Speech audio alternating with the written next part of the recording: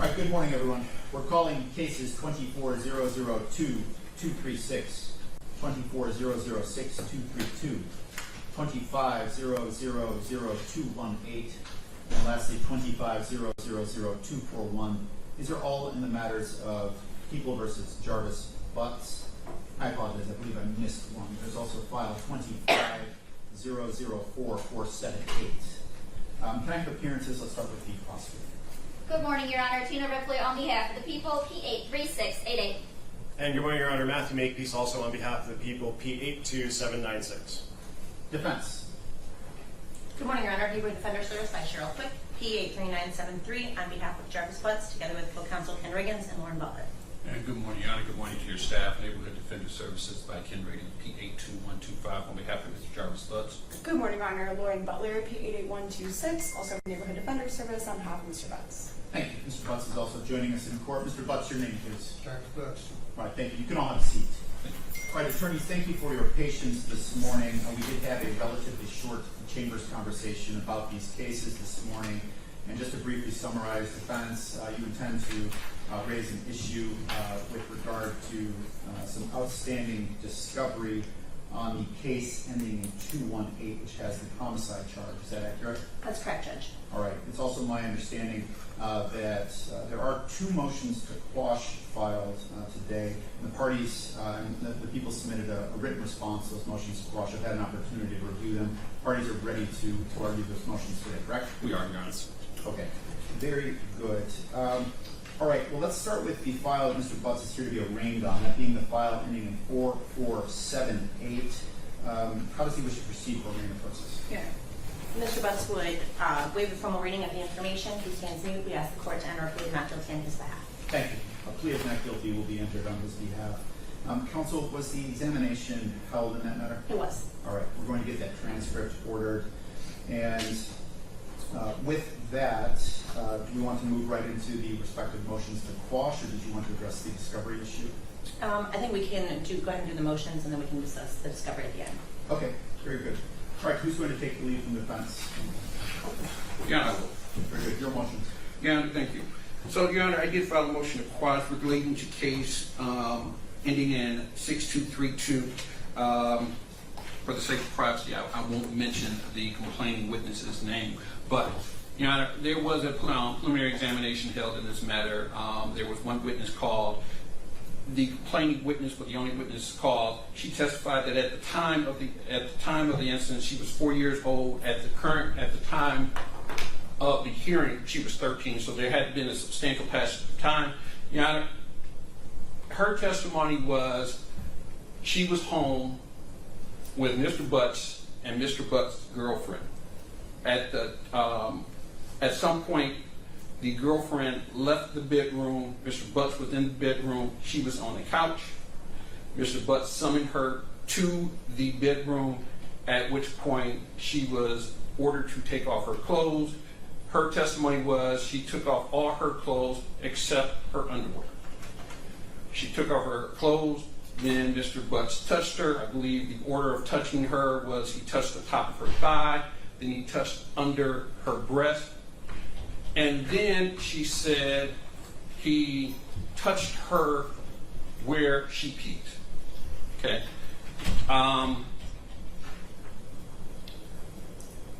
That was the sole testimony of this witness. At the end of the proofs, prosecution moved to bind over on an original count of criminal sexual conduct in the second degree and added a count of criminal sexual conduct in the first degree because of the statement of complaining witness. Your Honor, we believe that is an abuse of discretion. The only thing that we have on the record is she said she touched where she uses the restroom, and the only clarification we had was she said this is where she pees from, or she urines from, those were her words. From that, we have the prosecution postulating that meant that there was some penetration, except there was no penetration mentioned. There was no penetration discussed. We know from case law, for a CSC 1 to happen, there has to be some form of penetration, even the slightest. case law also tells us if she testified that he were to force her underwear inside of her, that would be sufficient for penetration. Yeah, we don't have any of that. We never have conversation, or we never have any testimony about her panties being pulled aside. We never have any testimony about her panties being forced in her. We never have any testimony about anyone penetrating her. Now, that is given the fact that she was 4 years old at the time this happened, granted. But at the time of the hearing, she was 13. Surely she could testify. I believe she was asked on direct that she remembered the events, and she said she remembered the events. None of that was testified. I think to say that there was sufficient evidence on the record that says that there was a penetration for the purpose of the CS1 is an abuse of discretion, and we believe that should be dismissed. Thank you. And counsel, your respective motions, they're similar in nature in that you're arguing the issue of whether or not there's sufficient evidence on the issue of penetration on both your motions to quash, correct? Correct. Okay. Do you want to, why don't we have him argue his, on the second matter, and then we'll hear one response from the people if you're okay with that. That's fine. Okay. Okay, so this is then with regard to the case ending in 24101, and, sorry? Okay, and this is Lauren Butler, P88126 again. Thank you. So first, to overview the facts from that case, I want to emphasize that this is only with regard to one of the two instances described. The complainant described two instances, but only one of them has been charged as first degree. And I am only arguing in regard to that and that particular charge. So at the preliminary exam for that instance that was described, the testimony included wearing panties. So again, that is similar. She never described those being removed. She did not describe any instances of penetration and only described light touching while wearing panties.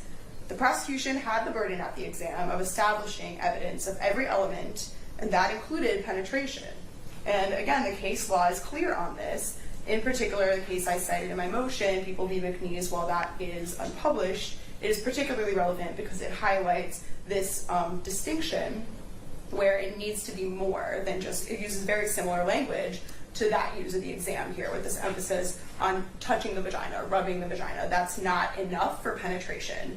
And there was even a specified testimony about under the underwear and over, and yet even with that fact, the court still held that this was not penetration. And that's similar to what we have here, this description of some degree of touching in that area, that alone is not penetration. It also relies on published case law, People v. Payne, rubbing one hand, where it concludes that rubbing one hand over another vaginal area does not qualify as penetration.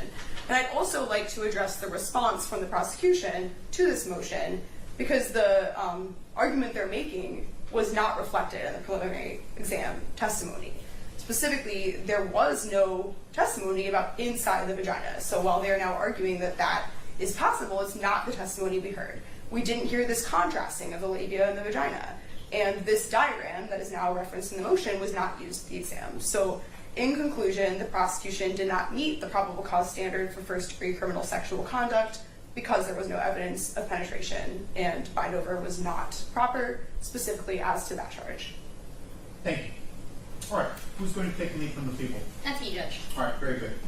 So I'll start with the first argument made by Mr. Riggins, the complaining witness there, reference her by initials PB.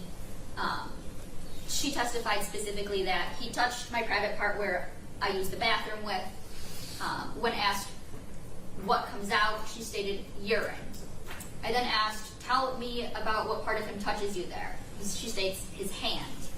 And what does he do? What does his hand do when he touches you there? She states he rubs my private part with his hands. I then clarified, is this on the top part of that? And she interjected, said the bottom.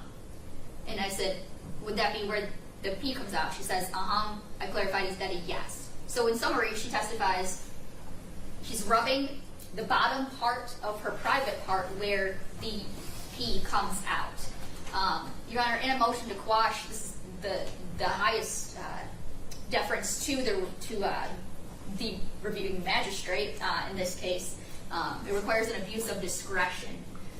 which is most deference to the district court.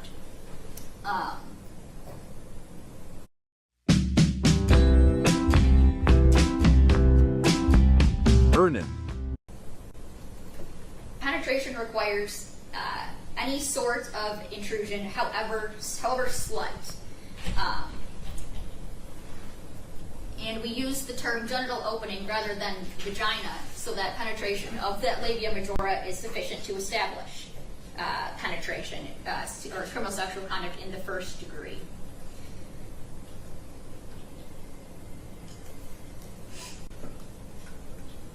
Here, the complaining witness testified that the defendant rubbed her on her bottom part where the pee comes out.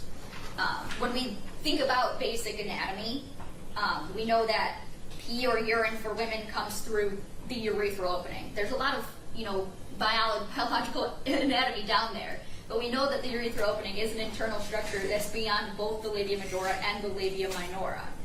So when this complaining witness testifies that he rubbed her bottom part where the pee comes out, she's referring to an internal structure, thereby penetration. The examining magistrate also found that, and so in her ruling, that for a woman to urinate, it's not on the outside of her labia. That's an internal. That would be beyond that. And so she found that it was a question of fact. I don't believe that there's any abuse of discretion by that. I believe that there's satisfactory testimony, at least to a probable cause standard, for that count.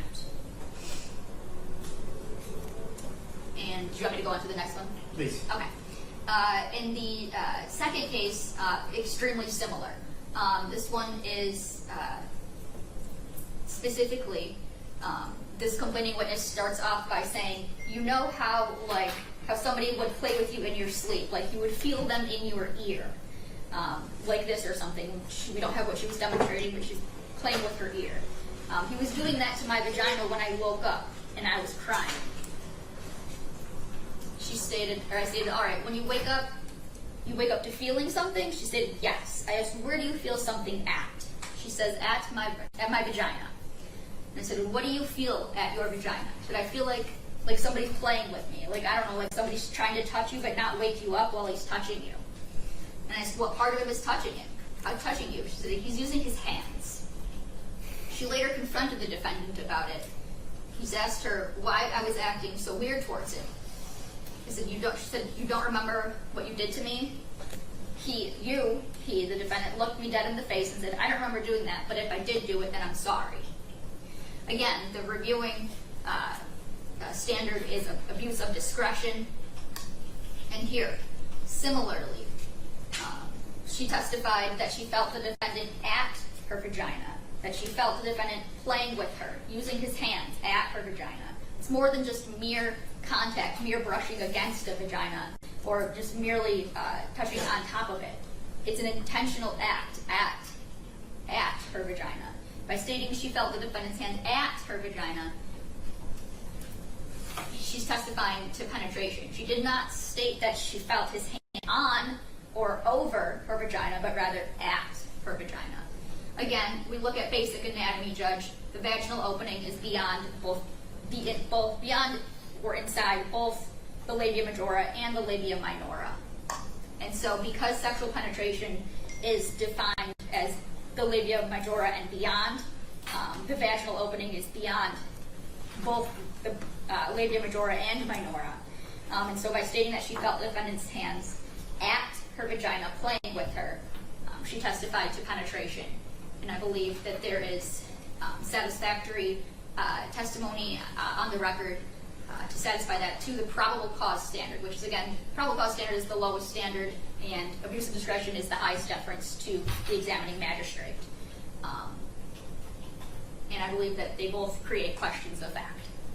Thank you. Did the defense wish to respond? Your Honor, in all seriousness, we're giving far more biology of the human anatomy than was ever put on the record at the preliminary examination. All we had at the preliminary examination they were touched at the area. we have young ladies who, although at the time this happened, may have been too young to describe the actual part. At the time of the preliminary examination, surely they could have said, he touched me on the inside. He forced my panties aside. He touched me on the inside. And in either case, was that testimony ascertained, that testimony was given, that question was asked by either people. So here, all we have is hyperbole. This is what the complaining witnesses must have meant when they said that. I think that is a far reach, and I think surely that is an abuse of discretion to just simply say they must have meant there was internal penetration. That is an element the prosecution has to prove in each and every case when they charge a CSD in the first degree. In neither case was that proven, was that ascertained. We just have speculation, and to put those charges in front of a jury would simply be wrong, Your Honor. So we're asking you to grant both motions to quash. All right, thank you. Do you wish to respond? Judge, I would just reiterate what he is already saying. I think in my case in particular, there's this emphasis on the word at. There's just no, it's not realistic to say that that's what at means. This comparison between at and over is really not what plain meaning tells us about the word at. At is very different from inside, all of what Mr. Riggins really just emphasized. So again, I would object that this should be dismissed today. All right, thank you. All right, well, on a motion to quash, and here there's two motions to quash that have been filed by defendants. The court has to review the record for an abuse of discretion, which has already been pointed out. The abuse of discretion standard is a high burden. And defense here, through their written and oral arguments today, have challenged the sufficiency of the evidence presented on the bind-over of the respective counts of criminal sexual conduct in the first degree regarding the issue of penetration. So the court has had an opportunity to listen to the respective arguments from the attorneys here today. I've also had an opportunity to review the lower court record, and namely the transcripts. And of course, the prosecution at the preliminary examination has the burden to show competent evidence that probable cause exists on each of the elements of the charged offenses. So here, looking at pertinent portions of the transcript, and I'll start with the case where PB is the alleged complainant. There's a few pertinent portions of that examination transcript, starting on page 58. And it notes line 20, her answer to a question, he touched my private part where I used the bathroom with. Question, okay, and when you use the bathroom, what comes out? Answer, urine. Question, urine, okay, tell me about what part of him touches you there. Answer, his hand. Question, on the following page, okay, what does his hand do when he touches you there? Answer, he rubs my private part with his hands. Question, okay, was this, so when he's rubbing your private part with his hands, is this on the top part? Answer, the bottom. Question, the bottom part, okay? Answer, yes. Question, okay, and is that would be where the pee comes out? Answer, yes. With regard to the file where the alleged complainant is AD, and directing the attorney's attention to the pertinent portion of the testimony on this issue of penetration, page 83, line 14, this would be multiple paragraphs into her respective answer, reading, and you know how you, like how somebody would play with you in your sleep, like you would feel them. And I think the pertinent part of this answer that's relevant to this determination is the next three words. And again, it's like you would feel them, quote, in your ear, like this or something. He was doing that to my vagina when I woke up and I was crying. Moving to the next page, page 84. Question, okay, where were you sleeping? Answer, I was sleeping in the bed with him. Question, you were sleeping in the bed with your dad? Answer, yes. Moving to page 85, line 8, question, all right, and when you wake up, you kind of wake up to feeling something. Answer, yes. And where do you feel something at? Answer, my vagina. Question, what is it that you feel at your vagina? Answer, I feel like somebody playing with me. Like, I don't know, like somebody like trying to touch you, but trying not to wake you up while I'm touching you.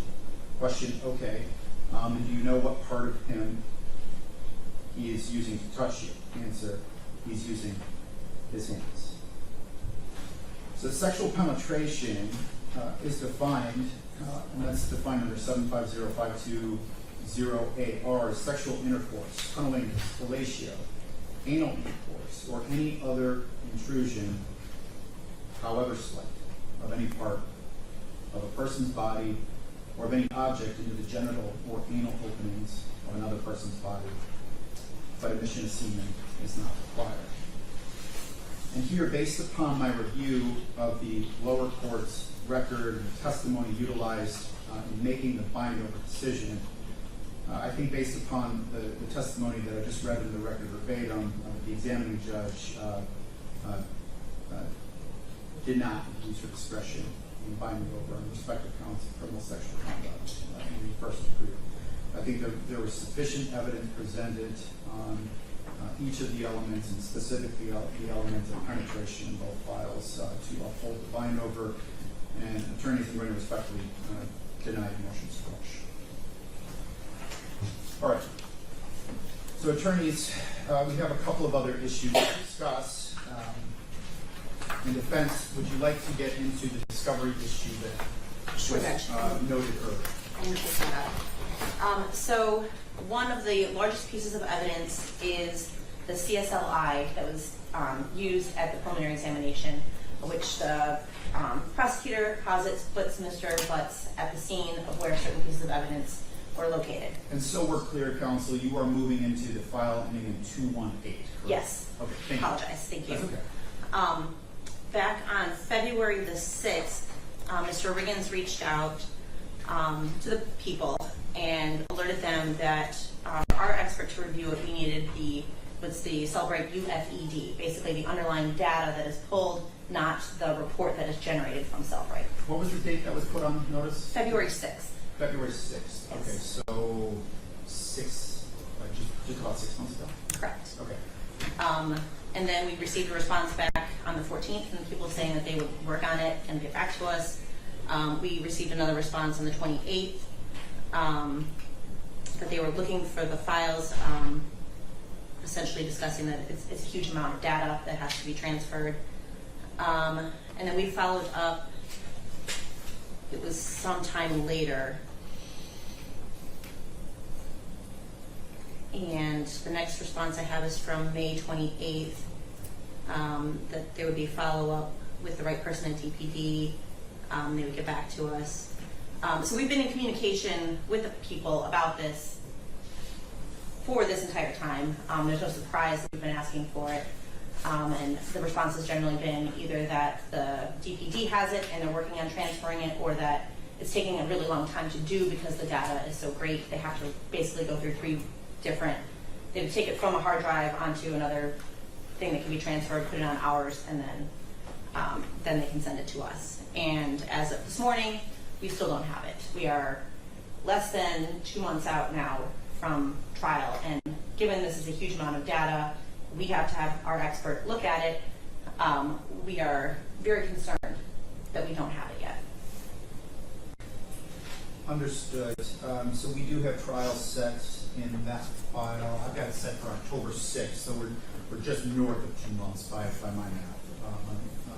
So Mr. Makepeace, did you wish to respond from the people's perspective? Why does this take I'm on me the never.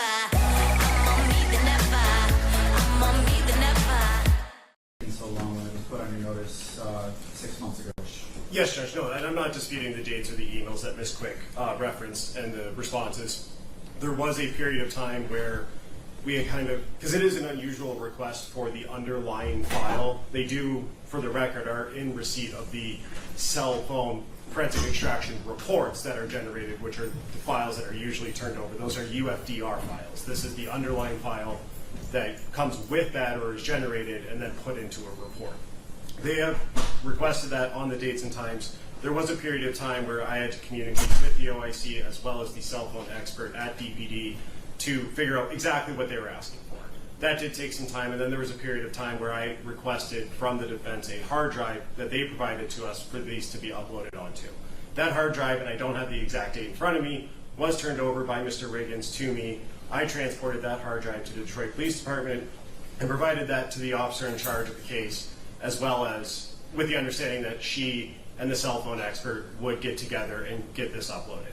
That's where I think the biggest delay comes from, is that there was a little bit of a miscommunication to them, between them, on our side of it, which is that one said it was done, one said that the other person did it, and nobody actually ended up doing it. When I went back to pick it up, it wasn't done. At that time, I brought the hard drive back to DPD and said, this needs to be done as quickly as possible. That was within the last month or so. The actual process for them to upload these or get the files onto the hard drive is to take it from a Blu-ray disc or a DVD onto a computer and then onto the hard drive itself. That does take some time, given that there are, I think, 15 or so phone dumps that they've requested these files for, and the amount of information is large. As of this morning, I spoke with the cell phone expert who is in the process of doing this. He states that it will be done middle of this week, Wednesday. And at which point I will myself go to DPD, gather the hard drive, and provide it directly to Mr. Riggins or Ms. Quick or Ms. Butler. Okay, so you believe you will have it to them by the 6th? Yes. Okay. Which is exactly 2 months out from our trial date. All right, why don't we schedule an additional pretrial date for all files and bring it in to hash out any potential trial issues and things of that nature. Also noting the people did file a notice of other acts. Which files did you file? Judge, I filed that on all of the cases except for the newest one, because that one wasn't in the system yet. So yes, there should have been 4 filed as of last week. Okay. And we do intend to file an objection. Yes, Your Honor. Right. Very good. So why don't we schedule a date to hear that? Are you anticipating filing a notice on the case Mr. Butler's arraigned on today? Yes. Yes. Okay. All right. Defense, how much time do you want to respond? 2 weeks. Okay. I apologize. Mr. Riggins is out of the office for one of those next 2 weeks. So if we get 3.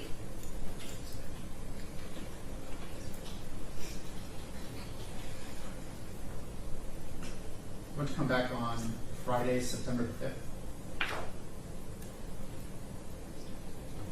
Judge, I'm off that day. Back the next Monday, though.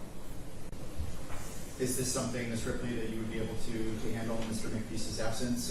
If not, I can find another date. It is, Judge, but I'm going to be in a 2-defendant homicide trial that starts on the 2nd, and it's in Judge Cusick, so I anticipate it going on Friday. Okay, understood. What if we come back on Friday, September 12th, mid-morning? If we could come after my exam, that would be good for me. The 12th is not a good day. The 12th is not a good day. I could do the 11th. That was good. Strictly on the 11th? I'm going to be in that 2-defendant homicide. Is it the 15th or the 16th? I know that's cutting close. We're starting to cut close, but I think we could do the How about 15th. Tuesday the 16th? Does that work for everyone's That calendars? seems to work. Yep, that works. All right. Okay. We'll come back Tuesday, September 16th to listen to argument on the other acts. Notice that the people have filed. Let's set that hearing at 10 a.m. All right. Were there any additional issues that needed to be talked about or addressed from the people's perspective for today? Judge, no additional issues. As I would in any case, I would just place on the record an invitation for defense counsel to come to our office to go through both paper and digital files to make sure that there are no other surprises. Just placing it on the record, Ms. Quick, Mr. Riggins can communicate with me to set that up. Absolutely. And as noted in Chambers, when we set our October trial date, it was far off into the future. It was far off into the future with the, of course, the intent that all parties would make sure that they're doing everything possible to make sure that this case or cases that the trial ready for October the 6th. So, at this point, we've got our trial date, October 6th. and we'll see you for pretrial date, again, Tuesday, September 6th at 10. Were there additional issues that defense needed to address for today's record? I don't believe so, Your Honor. All right, very good. I thank you all for your time and patience today. Thank you, To Judge. conclude our record. Thank you. Thank you. Thank you.